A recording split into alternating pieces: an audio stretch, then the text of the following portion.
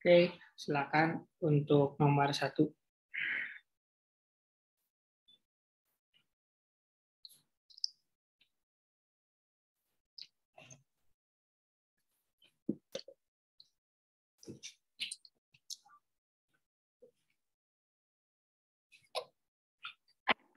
Dita, silakan. Nomor 1. Jika ada warga negara Indonesia memiliki penghasilan di negara lain, maka Indonesia tidak akan mengenakan pajak kepada warga negara tersebut. Jawabannya salah, Pak.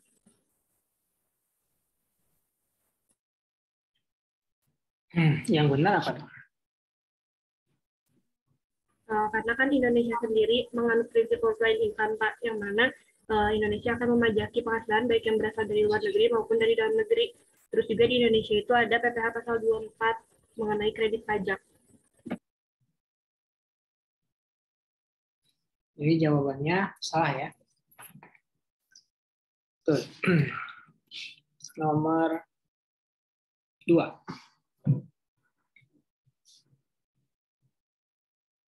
Putri. Nomor 2, pajak berganda akan menghambat transaksi internasional. Benar, Pak? Ya, betul ya. Nomor 3. Resti. Nomor 3, 24 Undang-Undang PPh mengatur mengenai perlakuan kredit pajak atas pajak yang dibayar di dalam negeri. Jawabannya benar, Pak. Pasal 24 Undang-Undang PPh mengatur mengenai perlakuan kredit pajak atas pajak yang dibayar dalam negeri. Jawaban kamu apa, Risti?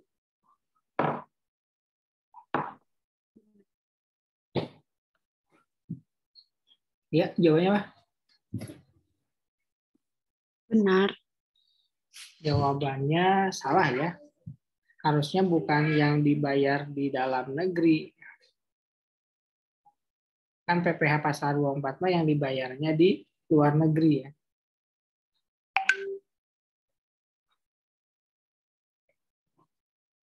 Nah, ya jadi jawabannya salah ya. Harusnya dibayarnya di luar negeri bukan di dalam negeri.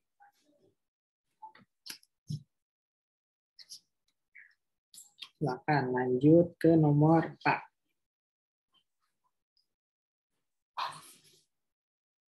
Novilia.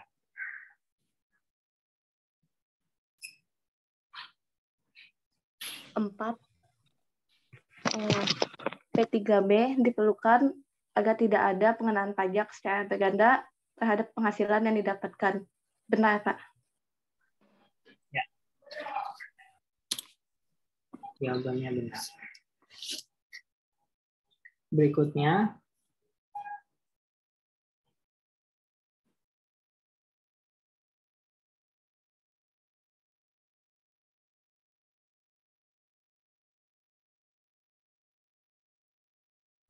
Winda, silakan.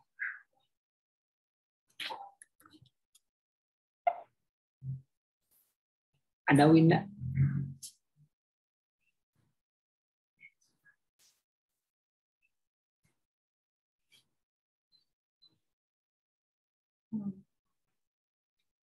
Nggak ada Winda? Nggak jadi? Sinyal saya kurang baik. Silakan Winda. Ada suara saya, Pak? Ada.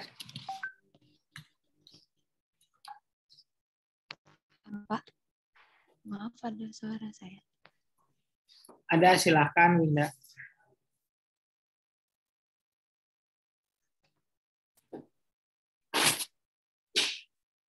Aturan P3B akan dimenangkan.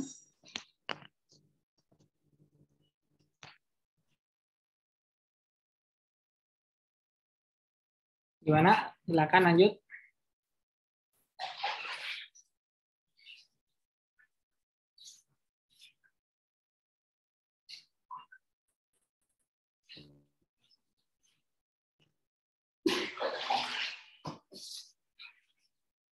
Winda.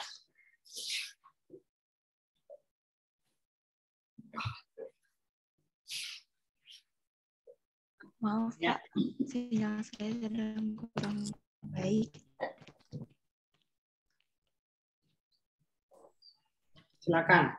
Ini udah muncul lagi suaranya.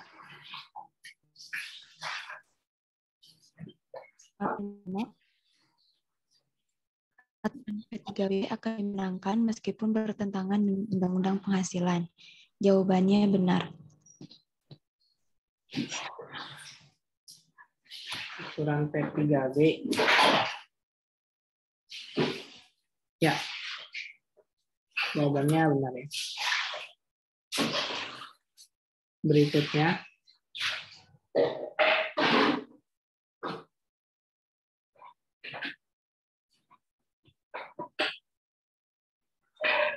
Siapa nih?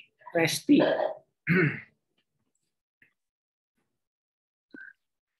OECD merupakan standar yang harus dipatuhi pada saat suatu negara melakukan P3B. Jawabannya benar bukan? OECD merupakan standar yang harus dipatuhi pada suatu negara melakukan P3B. Jawabannya salah ya. Nanti kita akan belajar hari ini. Nanti ada OECD, ada UN model, ada juga P3B Indonesia. Ya. Lanjut ke pertanyaan berikutnya. Fani.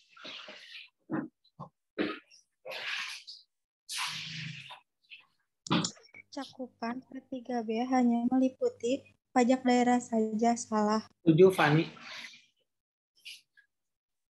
Subjek pajak tidak tercakup dalam P3B. Salah jawabannya, Pak. Subjek pajak tidak, yang benernya apa?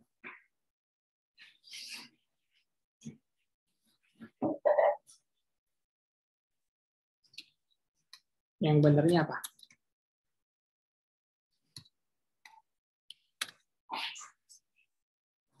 Tercakup, Pak.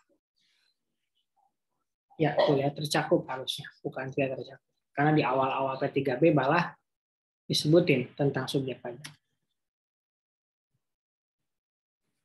Berikutnya, Cynthia Nursifa. Cakupan P3B hanya meliputi pajak daerah saja. Jawabannya salah, Pak. Harusnya ada pajak pusat juga. Ya, betul ya. Ada pusat, ada juga daerah. Berikutnya, Rizky Juliani.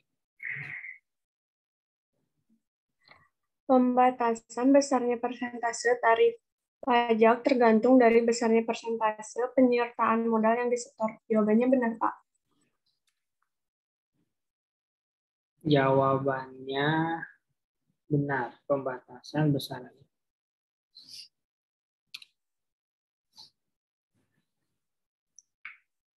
Debbie. Permintaan bantuan penagihan pajak antara pemerintah Indonesia dengan pemerintah negara bisa dilaksanakan oleh Direktorat Jenderal Pajak. Jawabannya benar. Jawabannya benar ya.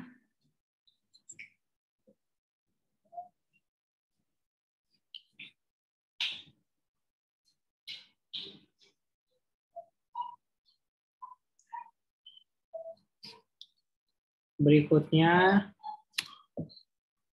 yang A dulu ya.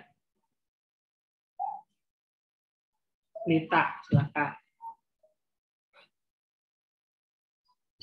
Dibaca dulu soalnya ya, Pak.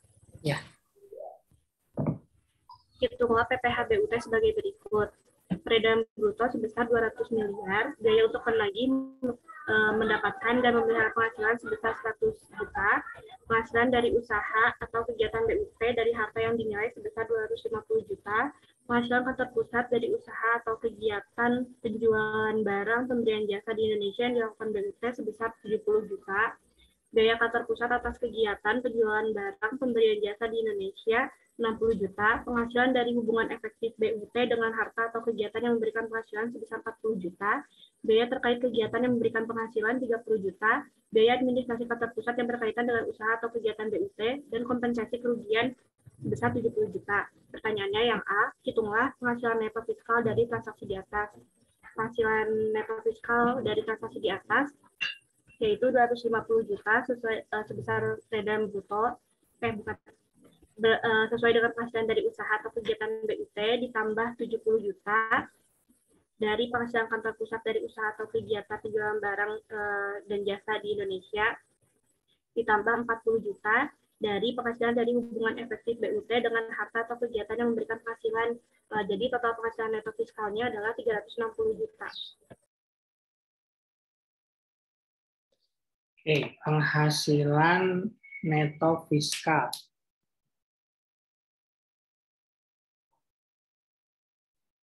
Pertama, kita tentuin mana yang penghasilan, mana yang biaya. Yang pertama, peredaran bruto. Ya, 200 miliar. Apakah ini termasuk ke dalam penghasilan? Termasuk penghasilan bukan, Lita?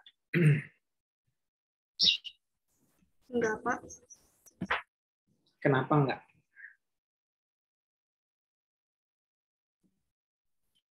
Kalau peredaran bruto itu perhitungannya misal dari penghasilan bukan sih, Pak? Kalau BUT kan nggak ada peredaran brutonya ya, Pak, nggak dibawa. Kecuali kalau misalkan badan. Oke, peredaran bruto itu kan didapatnya dari price dikali quantity ya. Itu namanya peredaran bruto.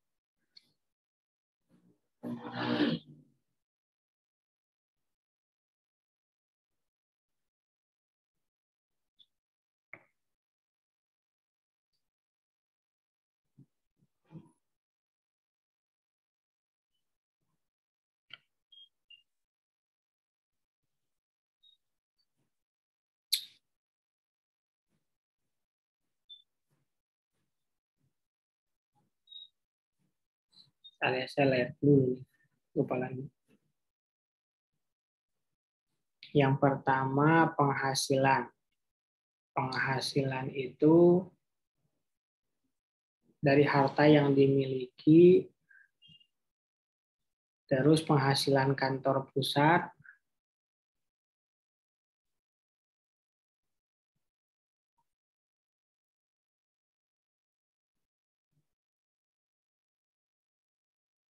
ya lihat. Peredaran bruto itu belum tentu masuk semuanya ke dalam objek ya. Biaya untuk mendapatkan menagih itu masuknya biaya. Ini pasti masuk ke penghasilan 250 juta. Penghasilan kantor pusat yang 70 juta termasuk nggak? Termasuk, Pak. Termasuk ya. Terus penghasilan dari hubungan efektif BUT dengan harta atau kegiatan yang memberikan penghasilan sebesar 40 juta. 40 juta termasuk nggak? Termasuk, Pak, yang 40 juta. Termasuk ya, ini yang termasuk ke dalam effectively collected income. Terus ada lagi?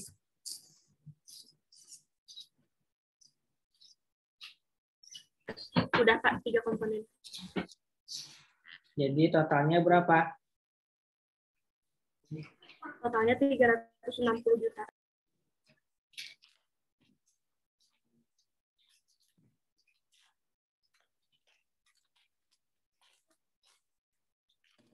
250 ditambah 60 tambah 40. Ya, betul ya, totalnya 350 juta. 360, Pak. Kenapa? Penghasilannya tadi Bapak bilangnya 60 juta, Pak. Harusnya 70 juta. 350 kan ya? 360, Pak. Kan 250. Oh, ini 70 ya, bukan 60 ya. 250 tambah 70 tambah 40. Totalnya 360 juta.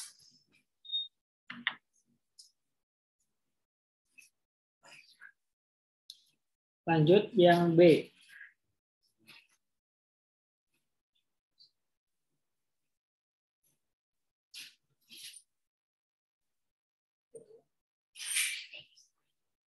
Lita, silakan lagi.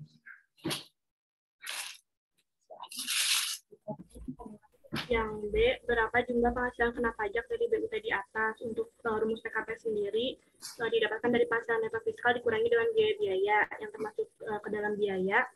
Yang pertama, biaya untuk mendapatkan atau mendagih dan memelihara penghasilan sebesar 100 juta. Terus ada biaya yang di poin ke biaya kantor pusat atas kegiatan penjualan barang sebesar 60 juta, lalu ada biaya terkait kegiatan yang memberikan penghasilan 30 juta, lalu yang terakhir ada kompensasi kerugian sebesar 70 juta. Jadi hasilnya PKP-nya 360 juta, dikurangi 100 juta, dikurangi 60 juta, dikurangi 30 juta, dikurangi 70 juta, dapat 100 juta Pak untuk PKP. Oke. Untuk yang penghasilan kena pajak dari penghasilan neto yang sudah kita hitung sebelumnya dikurangi biaya. Kalau yang 100 juta mah udah pasti ya, karena berhubungan dengan 3M. Mendapatkan, menagih, dan memelihara. Kemudian yang 60 juta, biaya kantor pusat, itu termasuk enggak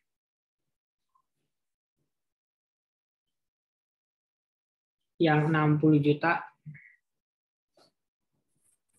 Termasuk Pak.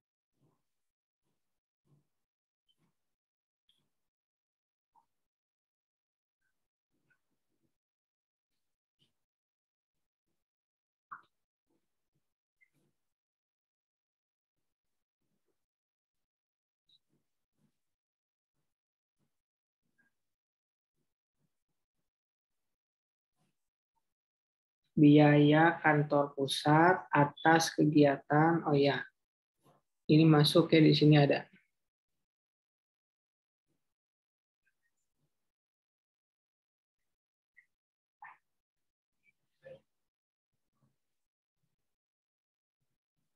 Ada di bagian bawahnya ya, di halaman 94. Ini bisa.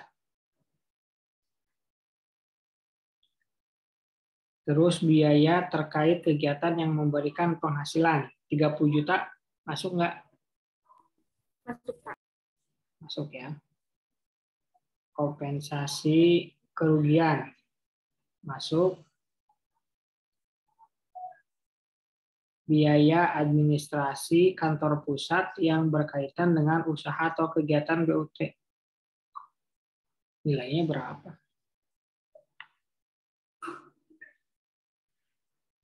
Yang biaya administrasi nggak ada nilainya ya?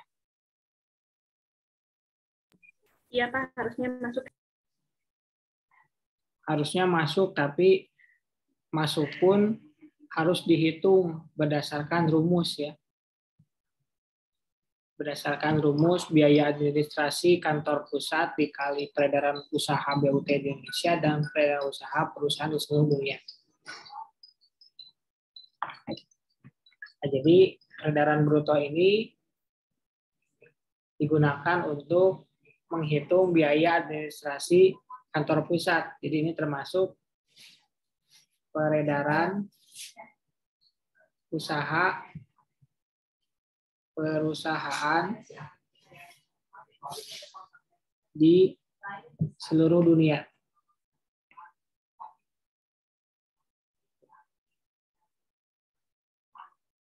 Gitu ya. Tapi karena nggak ada, jadi kita nggak usah hitung. 100, 160, 190, 260 ya. Jadi 360 dikurangi 260 juta berarti 100 juta. Gitu. Ada yang mau ditanyakan? Kita satu lagi bahas yang C-nya berarti belum ya. Yang C silakan.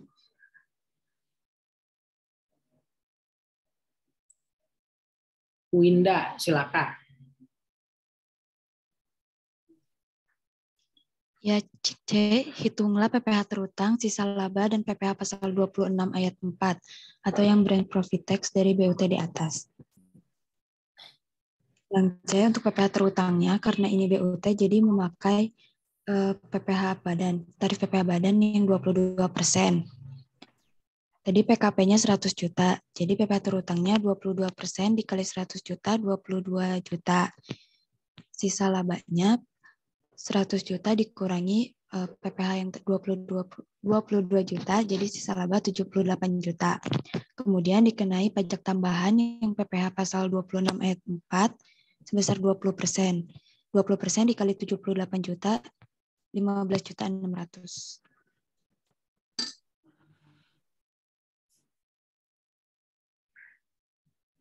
Jadi totalnya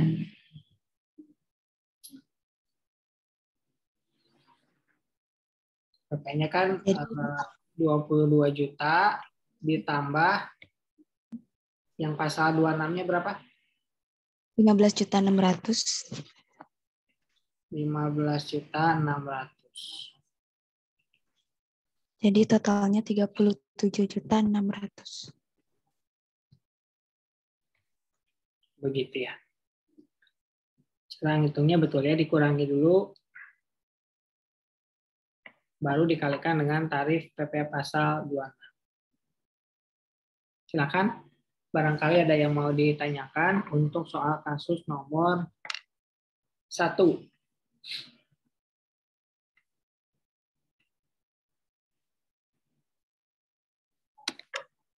Kalau yang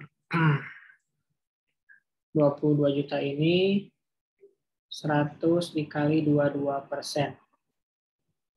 Kalau yang 15 juta 600, 100 dikurangi 22 dikali 20%.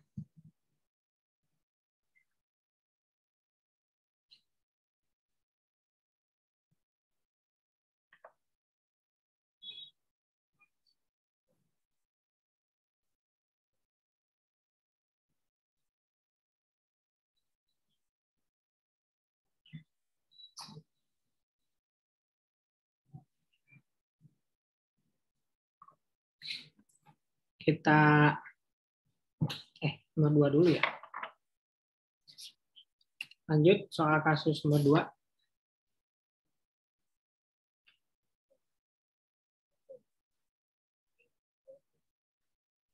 Lita, silakan.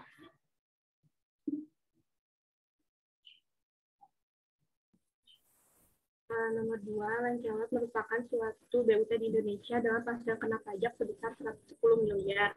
Memiliki laporan keuangan sebagai berikut: sales 45 miliar, COGS 25 miliar, gross profit 20 miliar, expense 10 miliar, earning before tax-nya 10 miliar. Pertanyaan, berapakah PPh yang harus dibayar BUT Lancelot berdasarkan PMK 14 KFK 03 2019? apa yang akan terjadi sehubungan dengan perpajakan BUT tersebut. Jelaskan. Untuk PPh Lancelot yang harus dibayar adalah yang pertama, sama seperti tadi, 22% dikali dengan EBT 10 miliar sama dengan 2.200.000.000. Didapatkan laba setelah pajaknya, earning before tax dikurangi dengan PPh yang harus dibayar yang tadi 22%. Jadi 10 miliar dikurangi 2.200.000.000 didapatkan 7.800.000.000. Lalu dikali dengan branch profit tax-nya 20%. 20% dikali 7.800.000.000 didapatkan 1.560.000.000. Maka total PPh yang harus dibayarnya adalah sebesar 3.760.000.000. Sehubungan dengan perpajakan BUT tersebut, Lancelot harus membayar berdasarkan PPh Bada 22% dikali dan juga branch profit tax-nya 20%. Ya, ini angkanya sama ya dengan yang nomor 1, nambah nolnya doang.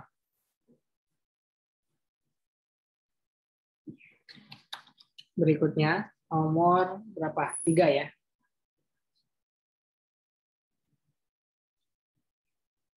Novilia.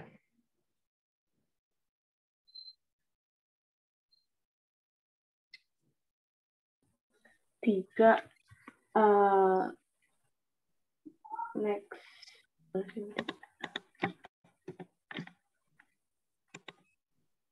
Oh iya.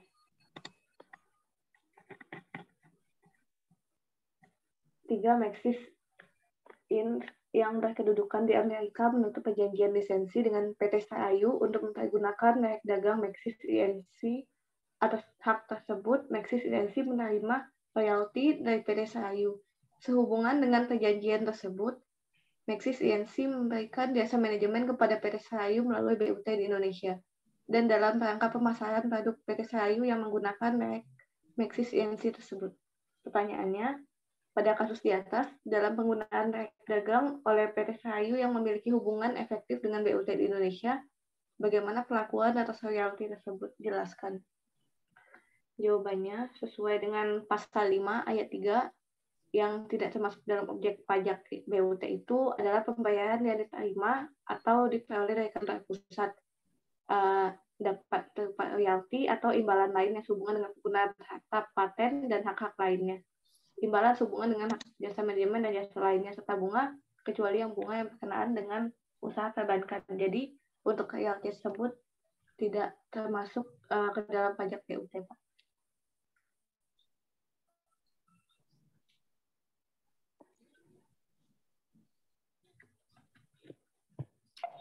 Oke.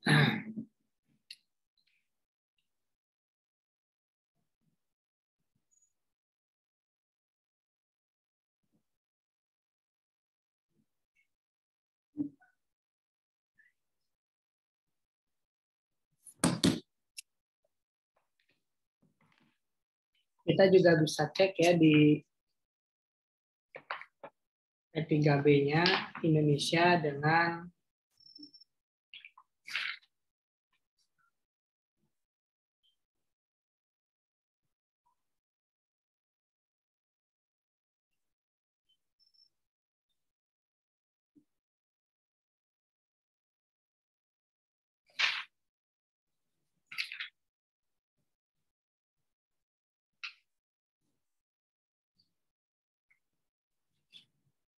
Indonesia dengan Amerika ya.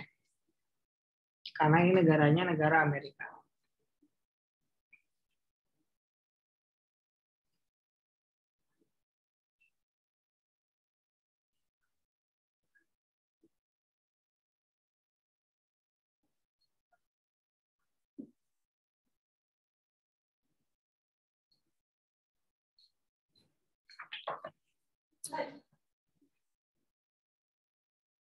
Jawabannya betul ya, tidak termasuk ke dalam penghasilannya BUT. Karena pada dasarnya Maxis ini penghasilannya dari PT Serayu. Jadi PT Serayunya udah dipajakin, hasil dari penghasilan PT Serayu itu dibayarkan lagi ke Maxis sebagai royalti.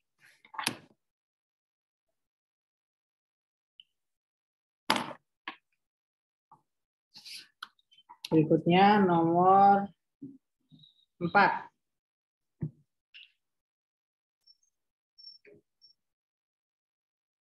Winda.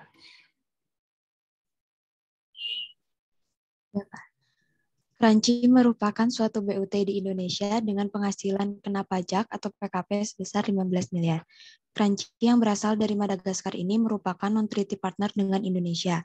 Pertanyaan, bagaimana perhitungan pajak penghasilan Kranci? Karena Kranci ini non-treaty partner, jadi menggunakan tarif PPh badan. Yang pertama, ya, PKP-nya yang 15 miliar dikali 22%, jadi 3,3 miliar.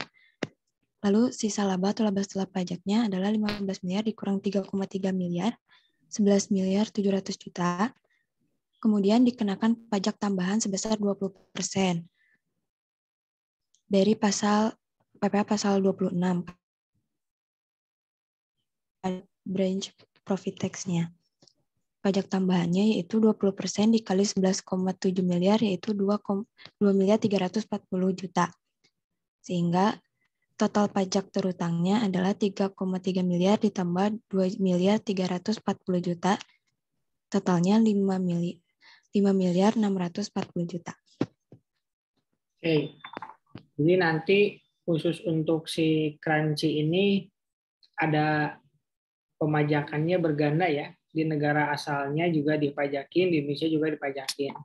Masalahnya karena dia bukan non-treaty partner. Gitu ya. Mungkin segitu dulu kali ya untuk pembahasan soalnya, karena waktunya udah 13.33. Hari ini kita akan bahas materi yang baru ya, yaitu tentang tax treaty.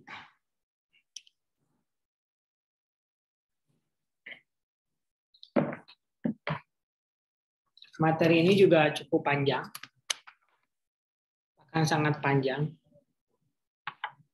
karena dari buku ini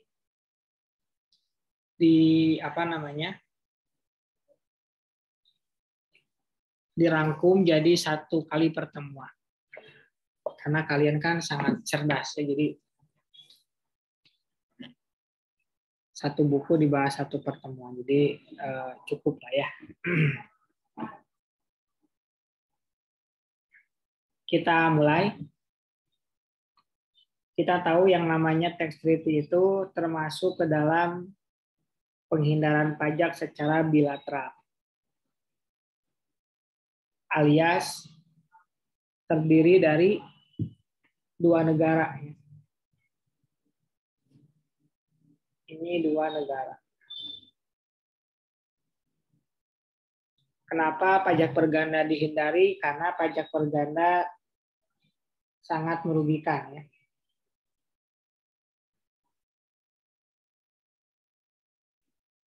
Yang pertama tentu merugikannya wajib pajak sendiri dalam jangka pendek. Adapun dalam jangka panjangnya merugikan fiskusnya atau negaranya. Karena setelah dikenakan pajak berganda, orang-orang tidak mau lagi datang ke negaranya. Nah, di sini ada contoh Tuan Salim. Dia punya penghasilan di dua negara, yaitu Indonesia dengan Singapura.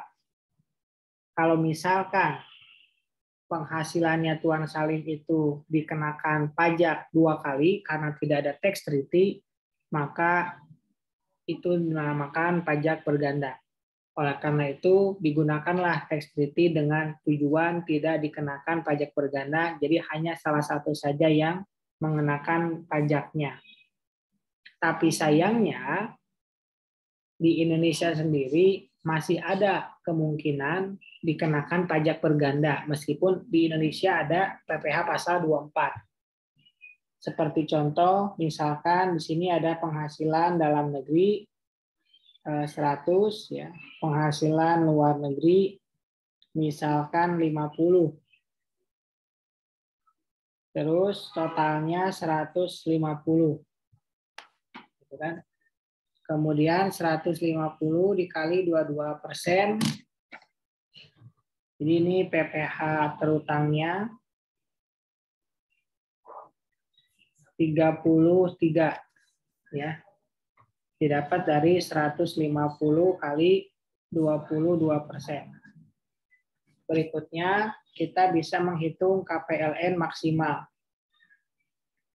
Didapat dari 50 per 150 kali 33. 50 dibagi 150 dikali 33. Hasilnya 11. Kemudian misalkan kalau PPh luar negerinya yang sudah dibayar di luar negeri misalkan 25% ya, 50 dikali 25%, hasilnya 12,5. Maka pajak yang bisa dibawa ke Indonesia adalah hanya 11 saja. Ya kan? Hanya 11 saja. Jadi ketika ada penghasilan sebesar ketika ada pajak yang harus dibayarnya 12,5, yang bisa dikreditkan hanya 11. Ini bisa kredit. Nah, adapun yang 1,5 berarti ini kena double taxation. Jadi 1,5 itu dipajakin di luar negeri, dipajakin juga di Indonesia. Jadi PP pasal 24 ini sebenarnya memiliki potensi juga. Ya, memiliki potensi juga double taxation. Syaratnya apa? Syaratnya adalah tarifnya lebih tinggi dari Indonesia. Jadi kalau misalkan sekarang tarifnya turun jadi 22%, maka nanti akan muncul lebih banyak lagi double taxation dengan negara-negara yang lain. Gitu. Nah, makanya biar PPh domestik ini tidak digunakan, maka muncullah P3B. Gitu ya.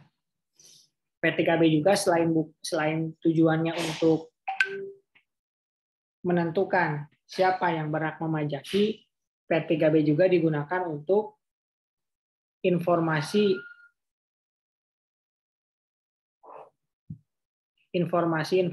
perpajakan. Jadi kalau misalkan ada yang kabur-kaburan pengen bayar pajaknya di luar negeri, itu agak lebih susah.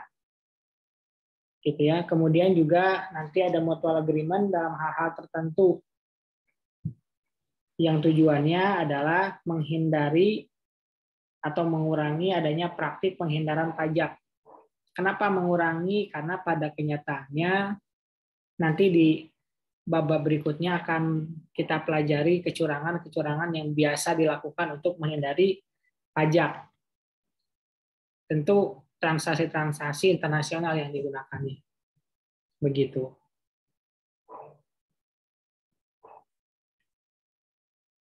Sekarang kita lihat esensi P3B. Intinya esensi P3B itu adalah untuk menentukan siapa yang berhak memajaki apa. Gitu ya. Siapa yang berhak memajaki apa. Intinya kan P3B itu. Siapa yang berhak memajaki apa. Jadi yang ditentuin apanya dulu. Apa transaksinya? Bisnis profit, dividen, royalti. Baru setelah ditentukan, baru siapa yang berhak memajakinya. Gitu.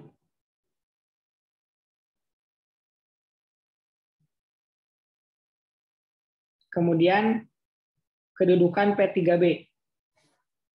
Kita udah bahas kedudukan P3B itu adalah lex specialis. Artinya ketika ada pertentangan antara P3B dengan undang-undang domestik, maka yang menjadi pemenangnya adalah P3B. Makanya saya pernah bilang di kelas ini, jadilah lex specialis. Jangan jadi lex generalis. Karena ketika jadi lex spesialis, kalian akan selalu diutamakan. Begitu ya. Berikutnya ada model P3B.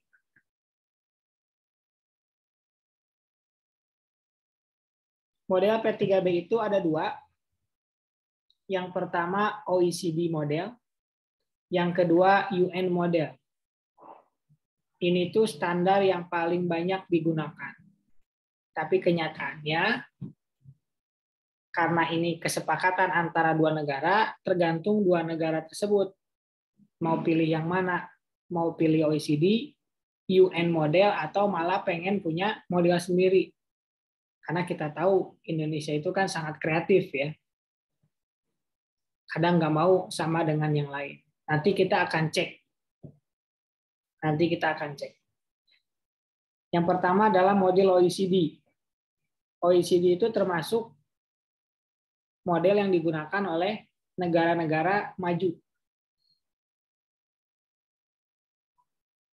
Indonesia pun sejak tahun lalu sudah menjadi negara maju. Jadi kalian itu merupakan warga negara maju. Harusnya ya. Harusnya gitu. Ada minimal 30 negara yang masuk ke dalam OECD. Di situ ada negara-negaranya. Jadi ciri khas dari negara-negara maju itu adalah dia melakukan ekspor modal dan jasa. Artinya duitnya itu banyaknya di luar. Karena duitnya banyaknya di luar, biar pajaknya besar gimana caranya? Pilihlah namanya asas domisili. Biar yang bisa memajakinya adalah negara asalnya atau negara domisili dia berada. Seperti misalkan orang Italia. Gitu ya. Kalau misalkan pembuatan pizza itu ada royaltinya, maka setiap orang yang menjual roti yang dilapisi sama saus tomat ditambah dengan sosis, kemudian keju, dan dinamai pizza, maka harus membayar royalti kepada orang Italia. Meskipun namanya di Indonesia Pizza Hut, misalkan. Gitu ya. Nah, atas transaksi royalti tersebut, yang berhak memajakinya adalah negara Italia. Seperti itu. Yang kedua adalah UN atau United Nations. Kalau ini biasanya digunakan oleh negara-negara berkembang. Contoh negara berkembang ini masih Indonesia ya. Kalau di negara-negara OECD, uangnya itu banyaknya di luar. Tapi kalau negara-negara yang termasuk ke dalam UN, itu sebaliknya. Dia banyak mengimpor modal. Maupun jasa.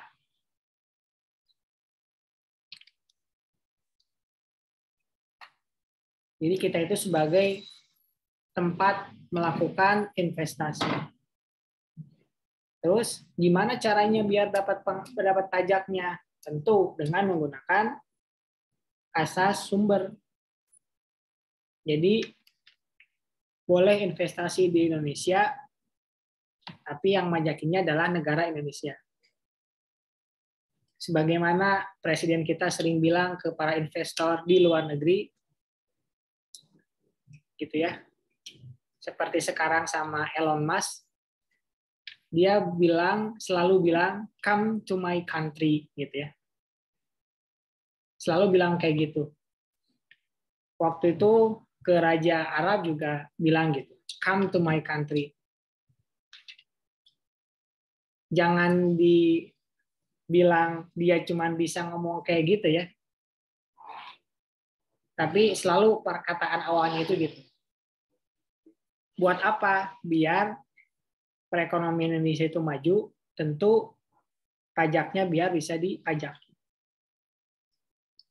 Gitu ya. Jadi produk kita udah dicobain sama orang terkaya di dunia. Tahu produknya? Permen Kopiko ya. Tadi dipaksa sih gananya. Harusnya mah dikasihnya Indomie ya. Indomie ayam bawangnya. Jadi dia tahu. Cuman unik ya melihat pemikirannya Elon Musk. Kayak misalkan, kenapa sih Elon Musk itu beli Twitter gitu ya? Padahal kan Twitter bisa di-download gratis ya di Apple Store sama Play Store. Tapi bukan itu. Elon Musk pernah ditanya sama salah satu followernya ya.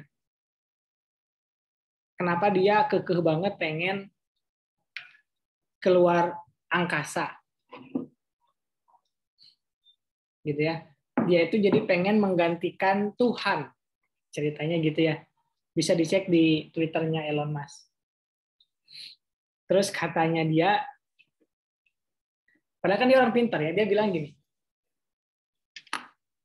banyak orang itu akan masuk ke dalam neraka. Dan saya tidak berkeberatan untuk masuk ke dalam neraka. Karena banyak orang yang bakal masuk neraka. Kan dia ngomong kayak gitu tuh pasti atas dasar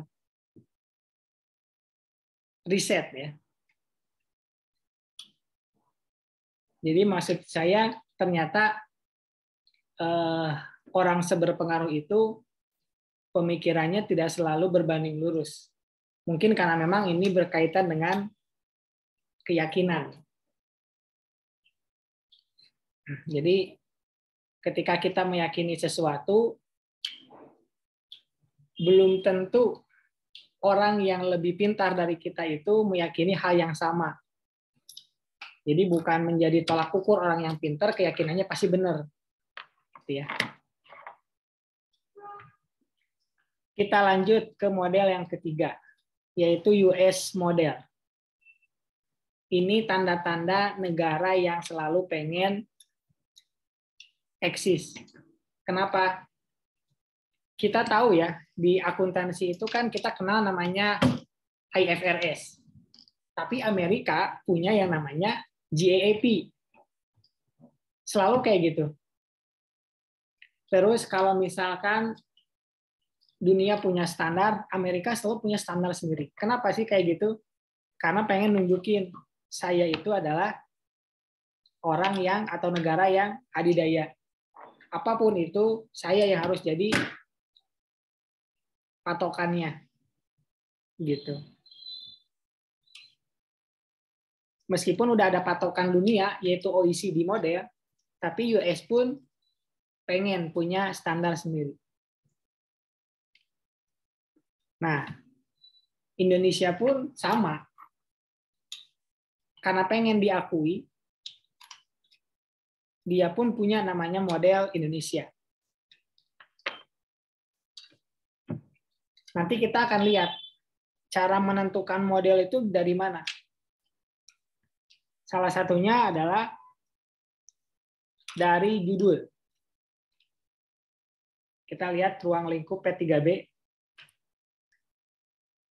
Dari judulnya aja kita bisa menentukan dia itu termasuk ke dalam OECD, UN, atau P3B Indonesia. Saya udah minta kalian buat download atau mempersiapkan P3B negara Indonesia dengan negara manapun untuk menentukan dia itu termasuk ke dalam OECD atau UN. Kita mulai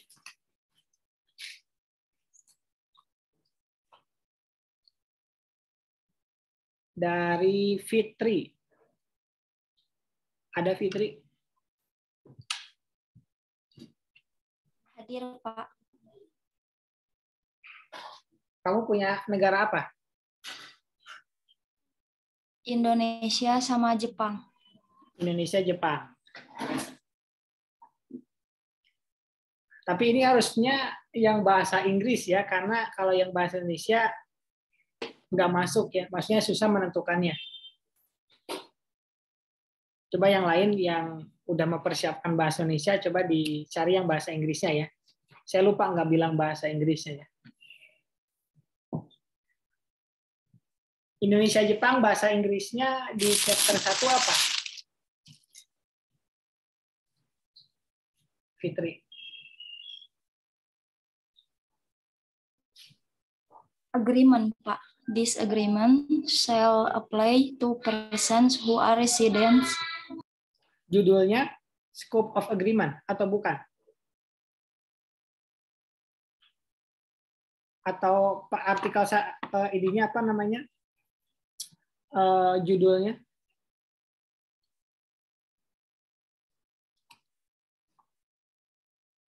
Judulnya Agreement between Japan and the Republic of Indonesia. Oke, bentar ya kita lihat yang Jepang.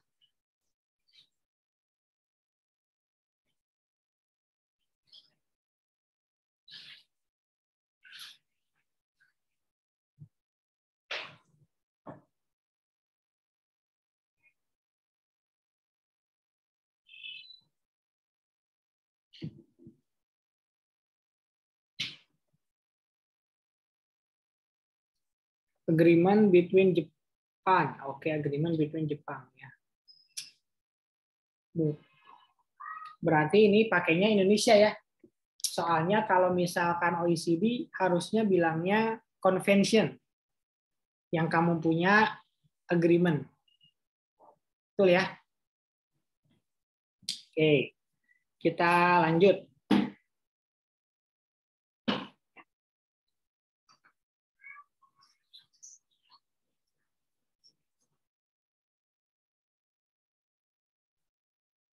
Mana ya? Oh ini nih. Fani. Ya, Pak. Negara apa?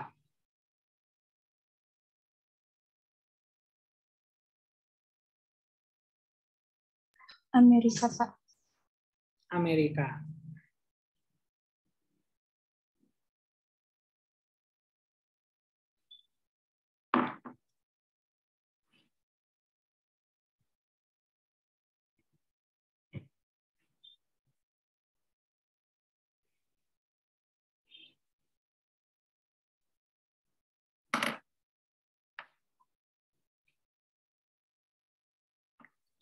Kalau Amerika,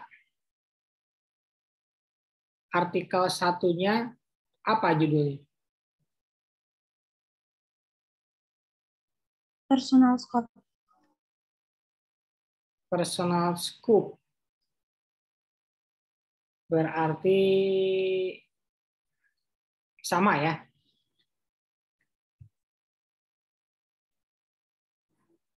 Personal scope sama kayak semuanya ya, nggak ada perbedaan.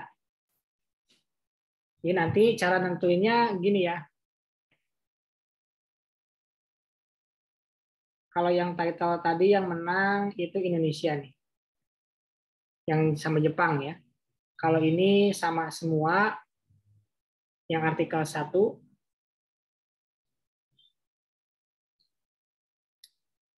Artikel 2 Fani apa?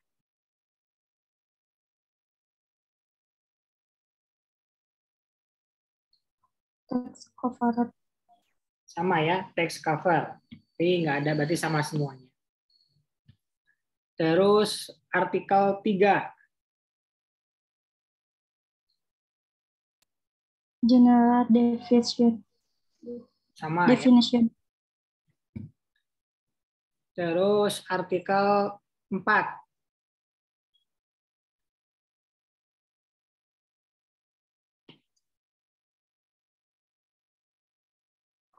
Fiscal resident. Fiskal residen. Berarti nggak sama semuanya ya. Terus artikel 5. Sama, Pak. Permanent establishment. Sama ya.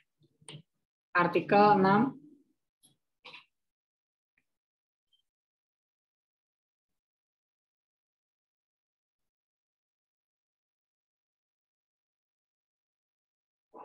Sama. Sama juga ya. Artikel 7. Beda. Artikel 7-nya apa? Source of income. Berarti ini pakai yang punya Indonesia sendiri. Artikel 8.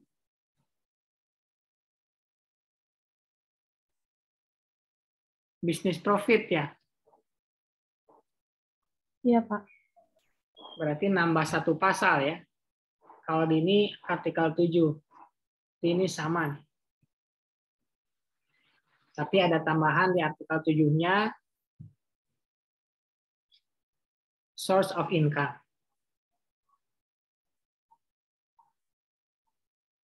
Lanjut artikel 9.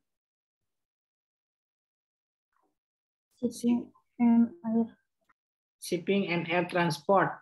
Berarti ini pakai yang Indonesia ya, karena kalau pakai yang OECD harusnya shipping, inland waterways, transport, and air transport.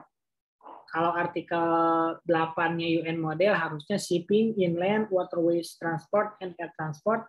Terus ada alternatif A, alternatif B.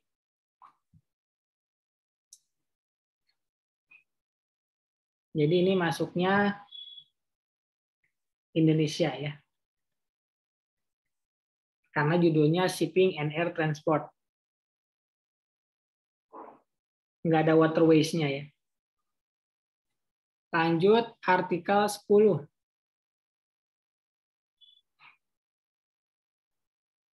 Relate person.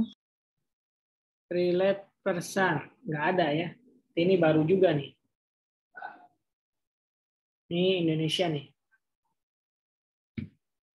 11. Dividen.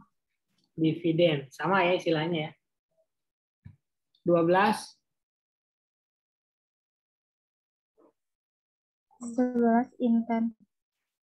Interest sama ya. Sama. 13. Royalties. Royalties sama. 13. 14, Pak. 13. 14.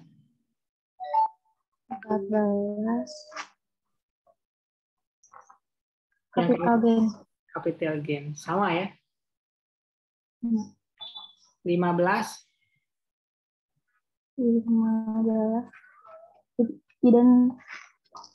Independent personal service. Berarti sama kayak UN atau Indonesia. Karena yang OECD dihapus ya. Lanjut yang ke-16.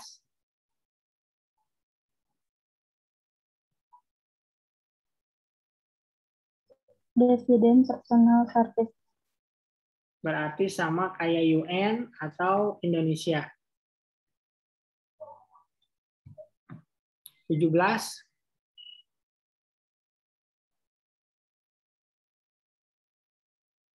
Artists and artists. Direkturnya nggak ada ya?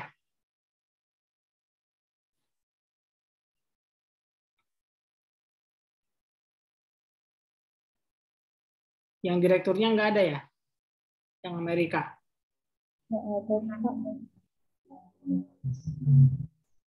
Nggak ada ya, seperti ini nggak ada. Kalau artis ada artis ya? Sama. Sama ya, berarti nggak ada. Terus 18 pensiun dan annuities. Government service. Government service. Ini nggak ada juga ya. Pensiun nggak ada ya. Ini sama. Terus 19.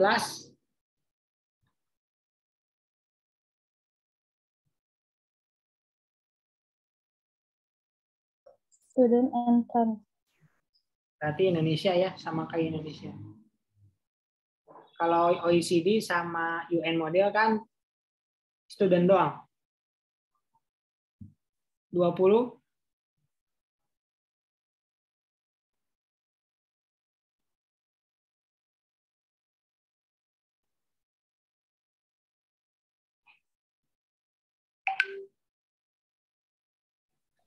Teachers and research.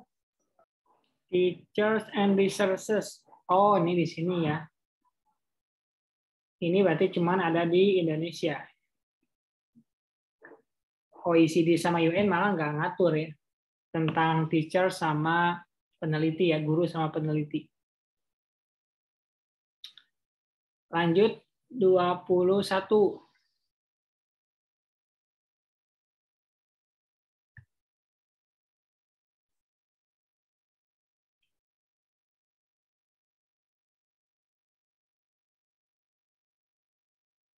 Apa nih?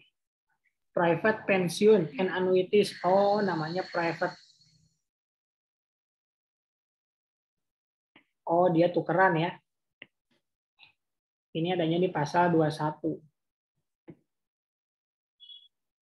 Nggak sama kayak OECD. OECD bilangnya pensiun doang. UN model bilangnya pensiun and social security payment. Kalau di P3B bilangnya private pension and annuities. Berarti ini karangan Indonesia punya, Pak. 22 social security payment. Oh, ini mah dipisah ya.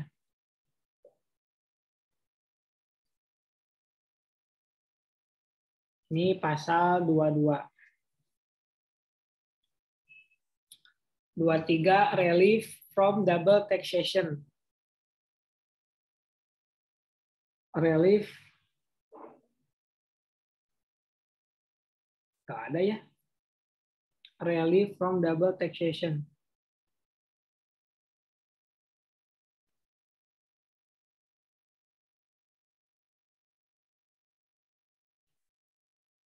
Berarti pasal 23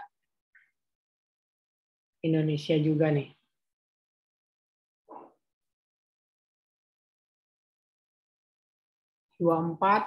Non discrimination sama ya.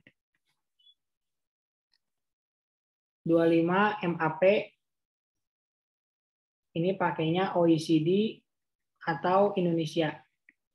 Karena nggak ada alternatif ya. Kalau di UN model ada alternatif. Ke-26 exchange information sama. 27 diplomatic and consular officer.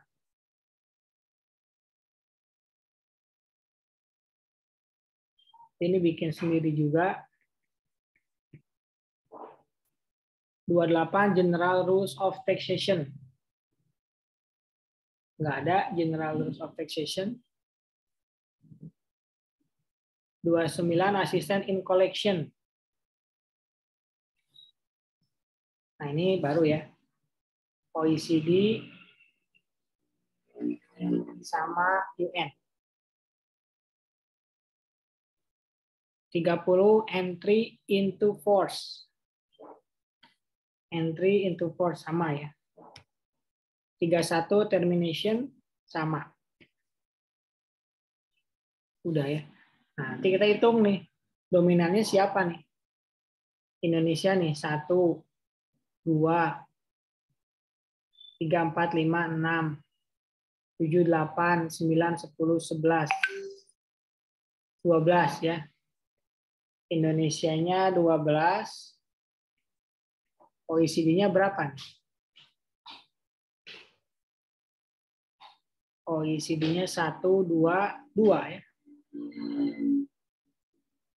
Pakai format OECD cuma 2, format UN-nya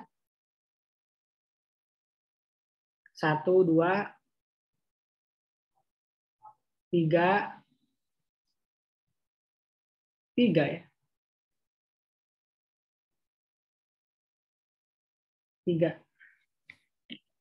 Jadi kesimpulannya, kalau misalkan P3B Indonesia dengan Amerika itu menggunakan model P3B Indonesia. Jadi nggak murni pakai US model.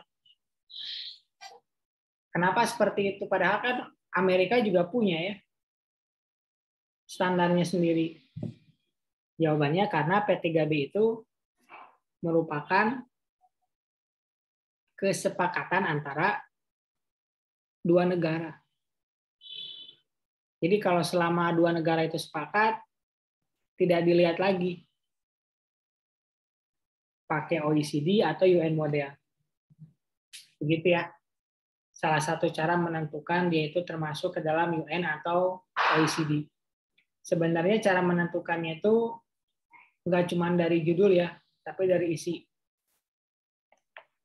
Seperti tentang royalti. Kalau pakai OECD, royalti itu yang berhak memajaki adalah negara penerima penghasilan, alias negara domisilinya, alias negara Amerika misalnya. Tapi kalau UN model, yang berhak memajakinya adalah negara sumber. Gitu. Jadi dilihatnya dari isinya. Gitu ya.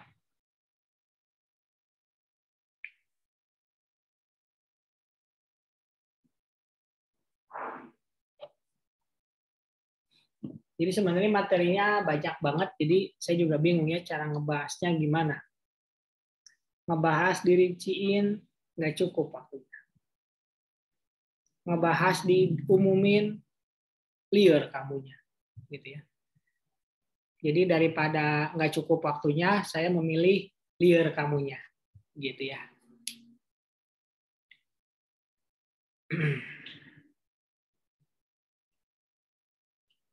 Berikutnya. Jadi tadi kesimpulannya gitu ya. Kita ngasih kesimpulan per subbab ya. Tadi yang esensi udah, kedudukan P3B udah, model P3B udah ya. Kesimpulannya model P3B itu tergantung kepada kedua negara ingin menggunakan model mana. Mau pakai OECD, UN, pakai US, pakai Indonesian model, terserah. Nah, ruang lingkup ini menjadi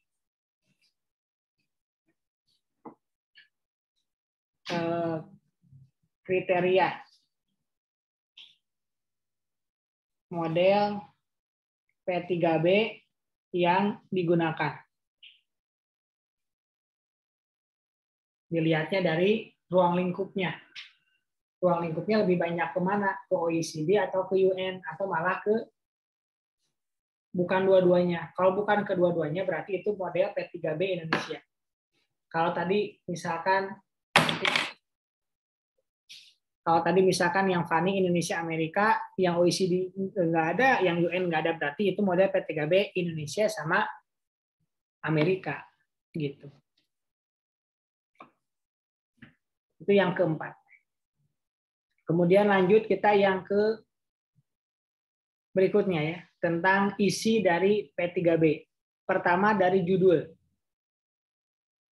Kalau dari judul,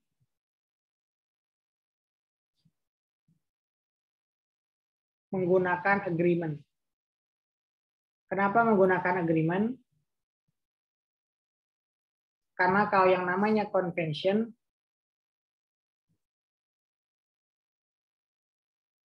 hanya digunakan untuk perjanjian multilateral. Jadi kalau ada 5 negara namanya convention. Kayak konvensi meja bundar. Berarti itu berbagai negara ya. Tapi kalau agreement itu antara 2 orang. Makanya judul film wedding agreement ya, bukan wedding convention. Lagi ngehits ya film itu ya. Yang kita tahu kan filmnya apa? Wedding agreement ya. Bukan wedding convention. Kalau wedding convention berarti istrinya ada banyak. Kayak film Layangan Putus, nah itu namanya wedding convention itu namanya.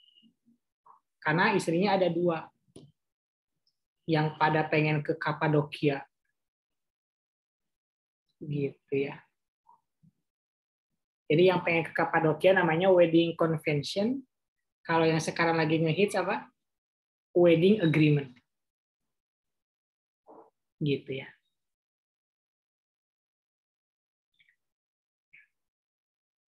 Ini pernah dilakuin oleh Dilan ya. Bikin perjanjian pakai materai 6.000 ya. Nah, itu namanya agreement. Gitu. Bentar lagi KKN ya. Nanti KKN-nya di Desa Penari. Bulan apa ya? Mei, Juni, Juli kalau nggak salah, Juli Agustus ya, nanti kalian KKN ya. Kalau nggak salah angkatannya kalian yang KKN. Nanti KKN-nya di Desa Penari gitu ya. Biar bisa bikin film juga. Saya juga nggak mau ya ngebimbingnya. Pertama saya nggak bisa menari gitu ya. Kita lanjutkan. Subjek pajak yang tercakup dalam P3B. Istilahnya ada yang istilahnya itu rata-rata person ya. Kalian bisa cek di P3B-nya masing-masing. Ada di pasal atau artikel nomor 1 ya, personal scope. This convention, ini kalau Amerika convention ya. Kalau negara yang lain apa nih? Kita coba cek ke Nina. Nina, yang kamu punya apa? Ya, Pak. Convention atau agreement?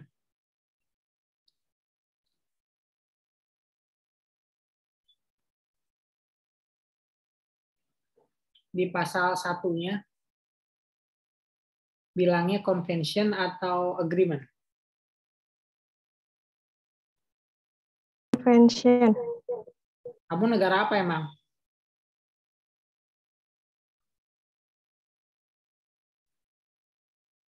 Negara apa? Sama negara apa P3B-nya?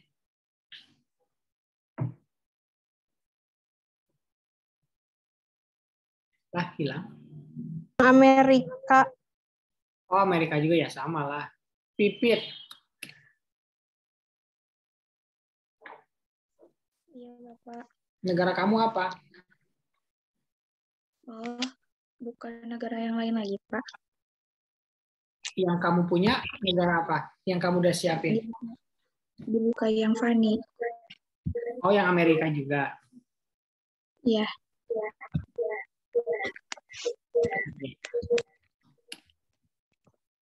Yang Amerika. Buka yang lain. Kalau yang lain apa yang lain coba? Belanja kali ya, Pak. Belanda apa bukan?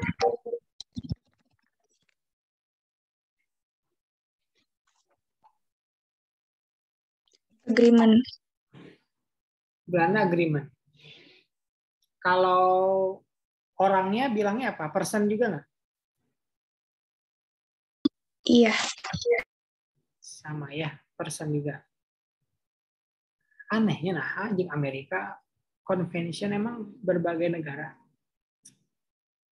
Ya nggak apa-apa lah ya. Nah, di P3B itu bilangnya person. Jadi meskipun bilangnya person, artinya itu bukan orang, pribadi doang, tapi juga badan. Karena ada yang namanya natural person, ada yang namanya legal person.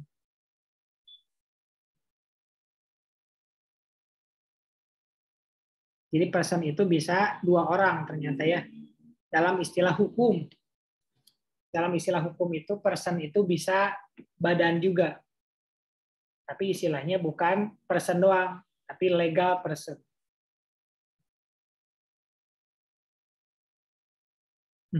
Kalau natural person berarti diterjemahinnya manusia alami ya. Manusia alami karena natural ya. Oke, kita lanjut. Pajak yang dicakup dalam P3B.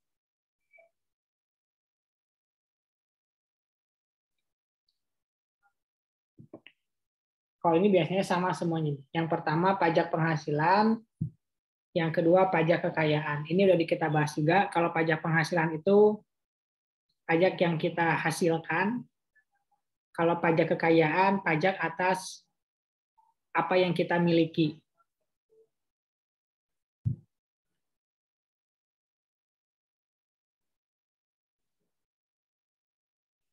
Kalau PPN nggak ada di P3B ya, karena itu konsumsi dalam negeri. Jadi pasti negara yang berhak memajakinya adalah itu asas teritori ya. PPN itu termasuk ke dalam asas teritori. Karena yang berhak memajakinya adalah di mana transaksi tersebut berada. Jadi contoh asas teritorial, yaitu PPN.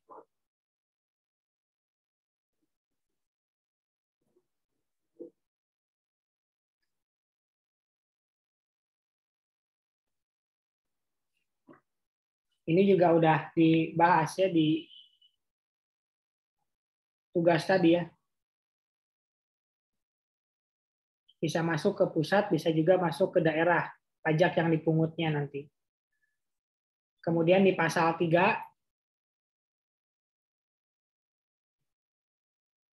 general definition.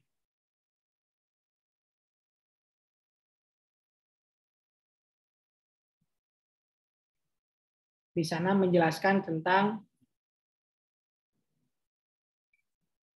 istilah-istilah yang digunakan dan pengertian-pengertiannya.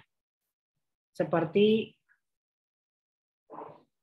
apa itu person, apa itu company, dan yang lain sebagainya.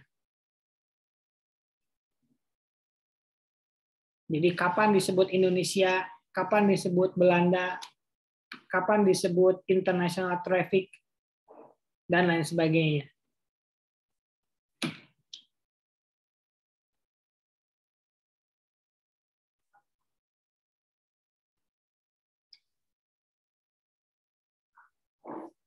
Jadi tujuan adanya definisi adalah supaya tidak terjadi perbedaan interpretasi.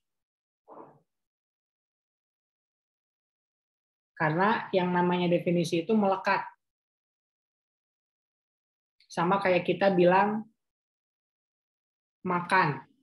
Ketika kita bilang makan, gitu ya. Ketika kita suruh seseorang itu makan, sebagian besar orang akan lari ke dapur. Tapi kalau ada yang mengartikan makan itu mengeluarkan sesuatu, maka dia akan pergi bukan ke dapur, tapi misalkan ke WC. Gitu ya. Jadi kesepakatan dulu dalam hal istilah. Sama kayak sekarang gitu ya, orang-orang mendefinisikan cantik itu harus tinggi, putih, mulus. Itu definisinya siapa? Ternyata itu definisinya perusahaan-perusahaan kosmetik. Karena definisi cantik menurut orang daerah mana ya? Yang lehernya itu dikasih gelang. Pernah tahu nggak sih? Semakin banyak gelang di lehernya, semakin cantik dia. Beberapa tahun yang lalu, majalah dunia menerbitkan atau merilis wanita tercantik dunia. Siapa? Oprah. Ya. Ada yang tahu Oprah nggak ya? Oprah itu kan jauh dari kata cantik ya. Dia kulitnya gelap, rambutnya keriting, bibirnya tebal, tapi dia dinobatkan sebagai orang tercantik di dunia. Yang ngeluarin rilis itu siapa? Orang Eropa juga, jadi unik ya. Nah, kita orang Indonesia menerjemahkan cantik itu seperti yang diterjemahkan orang lain. Makanya nggak ada sebenarnya wanita yang nggak cantik. Cuman standarnya pakai siapa dulu nih. Kata orang Indonesia yang putih itu yang cantik, tapi kata bule yang coklat yang malah yang cantik. Jadi kalau kalian disebut jelek, mungkin orangnya salah, gitu ya. Malah orang-orang yang kata orang Indonesia jelek, suaminya bule, yang kata kita ganteng. Gitu. Jadi nggak ada ya yang namanya jelek. Berikutnya penduduk ada di pasal keempat. Nah ini biasanya beda nih, antar negaranya. Kalau di Belanda tadi fiskal domisili. Kalau di Indonesia kan 183 hari.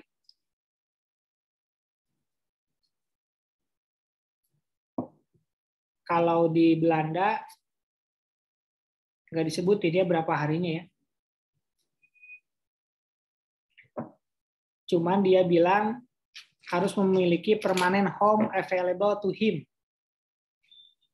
If he has a permanent home available to him in both states, maka yang dilihat adalah personal and economic relation-nya atau kegiatan ekonomiknya. Jadi nggak ada jumlah harinya ya. Ada di pasal yang keempat, fiskal domisili.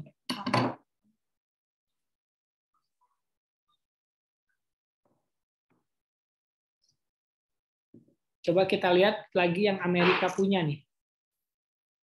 Kalau yang Amerika katanya harus jadi orang Amerika 2 tahun dulu. Tapi kalau di P3B Jemang nggak ada ya.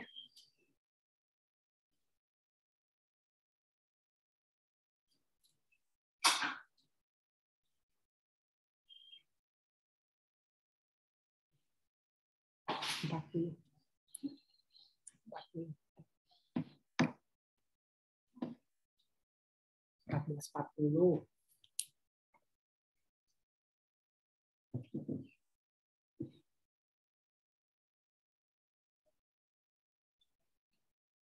Nggak ada ya. Berarti ini mah peraturan domestiknya dia.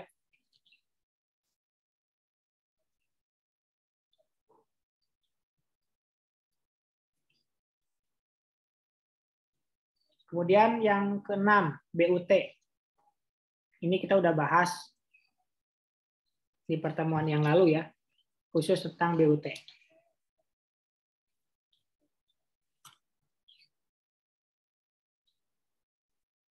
Ketujuh, pemajakan harta tak bergerak.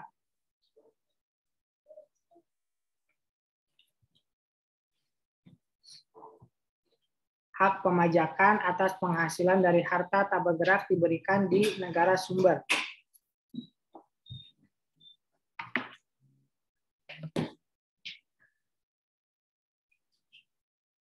Harta tak bergerak itu ada di pasal ke-6 ya.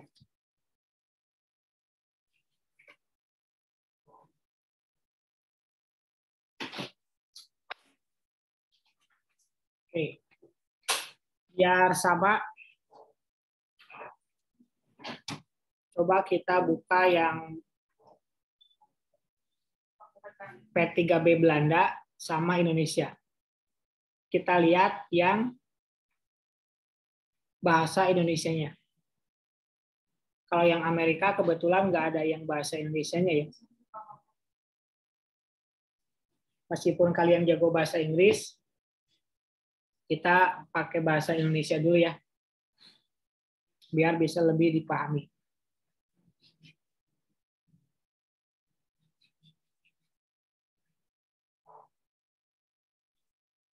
Ada di pasal berapa? Pemajakan harta tak bergerak, Cynthia.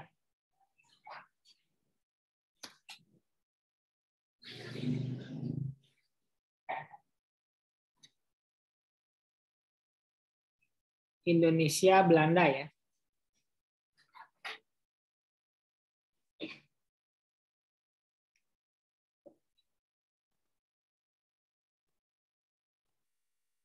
Ada Cynthia? Hadir, Pak. Gimana? Pasal berapa? Pemajakan harta tak bergerak. Pasal 6, Pak. Pasal 6 ya. Silakan dibuka pasal 6. Ini buat yang susah dapat P3B-nya saya share di Zoom chat ya. Di chat Zoom. Nah, di pasal ke-6 itu bilangnya apa, Cynthia?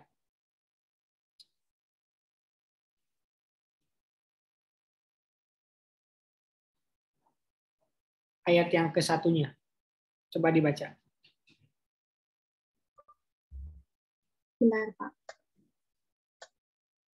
Income from immovable property may be. Oh, di Indonesiain, Pak. Sebentar, Ya, Pak. yang bahasa Indonesia aja.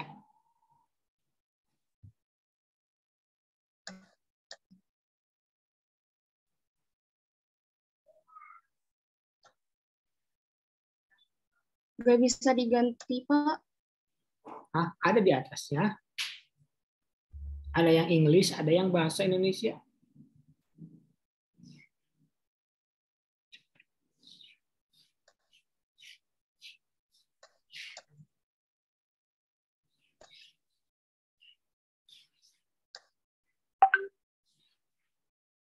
Oh iya, bentar, Pak. Pasal 6, ayat 1, penghasilan dari harta tidak bergerak dapat dikenakan pajak di negara di mana harta tersebut berada. Dikenakan pajak di mana harta tersebut berada. Berarti negara domisili atau negara sumber.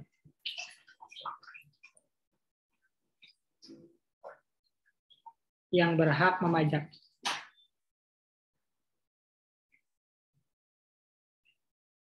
Negara di mana harta tersebut berada artinya yang berhak memajakinya adalah negara sumber ya.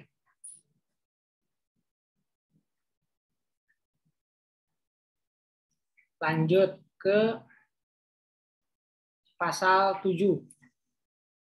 Laba usaha atau business profit.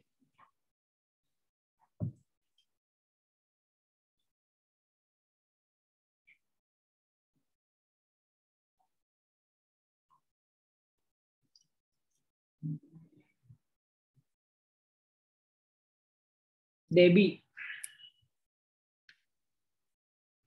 Iya, Pak. Silakan dibaca ayat satunya. Ayat 1 pasal 7. Laba perusahaan dari salah satu negara hanya akan dikenakan pajak di negara tersebut, kecuali jika perusahaan tersebut menjalankan usahanya di negara lainnya melalui suatu bentuk usaha tetap yang terletak di sana. Apabila perusahaan tersebut menjalankan usahanya sebagaimana dimaksud di atas, maka atas laba perusahaan tersebut dapat dikenakan pajak di negara lainnya, tetapi hanya atas bagian laba yang berasal dari bentuk usaha tetap tersebut, atau yang diperoleh di negara lainnya dari penjualan barang-barang atau barang dagangan yang sama atau serupa jenisnya dengan yang dijual melalui bentuk usaha tetapnya, atau dari kegiatan-kegiatan usaha lainnya yang menghasilkan hal yang sama apabila dilakukan melalui bentuk usaha tetapnya. Oke. Nah, di sini kan bilang laba perusahaan itu dikenakan pajak di negara tersebut.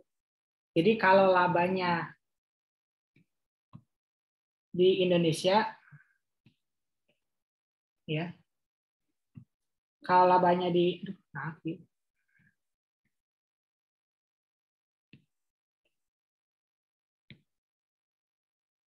kalau labanya di Indonesia, maka dikenakan pajaknya juga di Indonesia. Ya, sesuai sama P3B ini. Dikenakan di negara tersebut. Kecuali kalau bikin di negara yang lain dengan melalui BUT. Gitu. Itu untuk laba. Sekarang lanjut ke pelayaran dan penerbangan. Novilia. Pasal 8, pelayaran dan penerbangan. Yang pertama itu ada laba dari pengoperasian kapal-kapal laut atau pesawat udara dalam jalur lalu lintas internasional yang dilakukan oleh suatu perusahaan dari salah satu negara hanya akan dikenakan pajak di negara tersebut. Untuk pasal ayat 2-nya, ketentuan-ketentuan dalam ayat 1 berlaku pula terhadap laba yang berasal dari penyertaan dalam suatu gabungan perusahaan, usaha patungan, atau perwakilan untuk kegiatan internasional, tetapi hanya terbatas pada laba yang dianggap berasal dari perusahaan partisipan sesuai dengan proporsi sahamnya dalam operasi bersama tersebut. Ya, jadi sama ya, ini kayak di laba sebelumnya. Dikenakan di pajak di negara tersebut.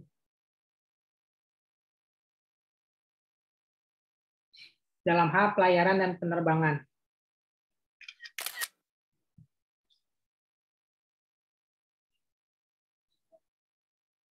Pelayaran dan penerbangan itu ada di pasal 15 ya. Jadi nanti dipajakinya pasal 15.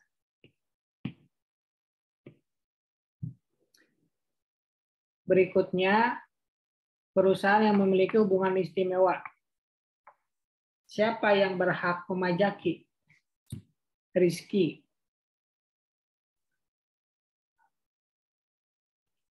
Kalau ada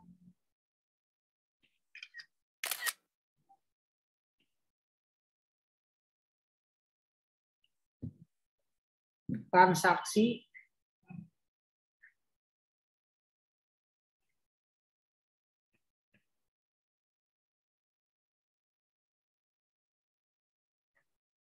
antara A sama B merupakan hubungan istimewa.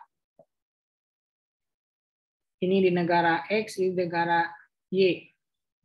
Negara mana yang berhak memajaki, Rizky?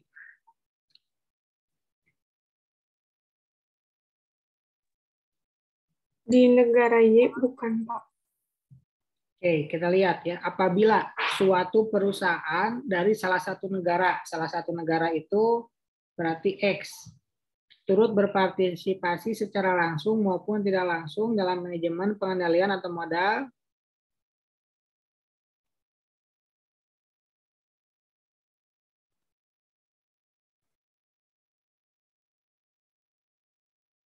Oh, panjang geningan di bawahnya masih ada ya.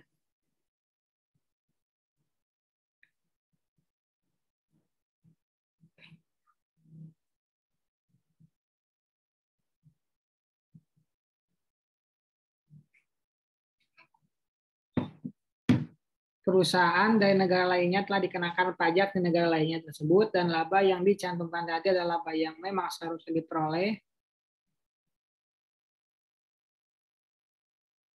Oke. Jadi kalau ini menggunakannya asas sumber ya. Kecuali kalau ada ini asas sumber, kecuali ada perbedaan jumlah nilai. Ya, begitu.